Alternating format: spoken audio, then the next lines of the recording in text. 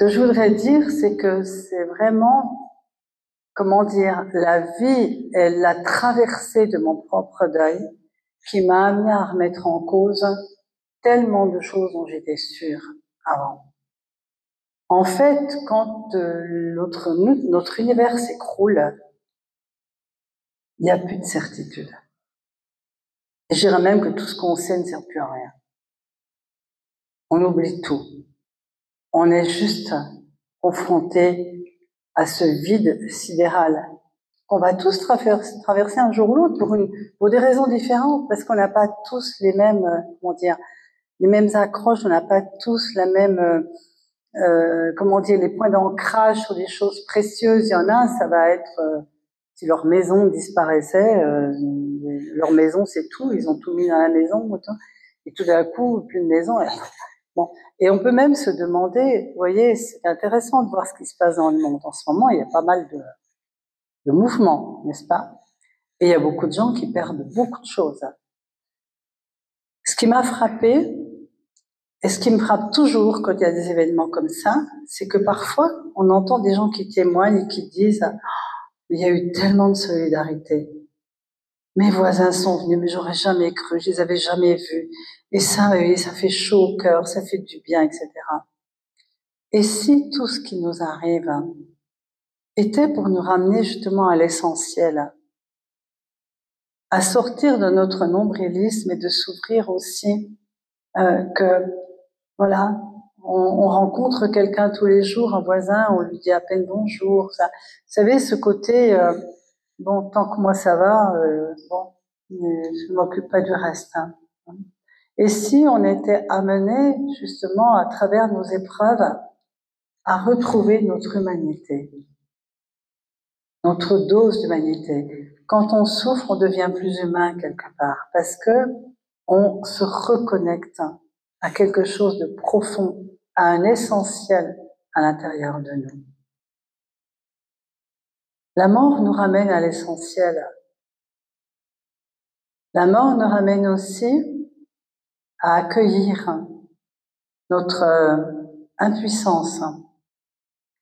Mais c'est curieusement, paradoxalement, c'est que quand on accepte cette impuissance, c'est comme si autre chose se manifestait. Cette force de vie dont parlait Martin Gray, c'est comme si on touche à des ressources cachées qu'on n'aurait jamais imaginées. Vous savez, je ne fais pas l'apologie de la souffrance, hein. Mais les épreuves, parfois, sont des obstacles qui nous obligent à sortir de nos petits ronrons et à croître. Il y a une histoire que j'aime bien, c'est l'histoire du grain de blé. C'est une parabole. Hein. C'est un paysan qui va voir Dieu à l'époque où Dieu était sur terre. Il consultait la petite maison. Donc il va voir Dieu.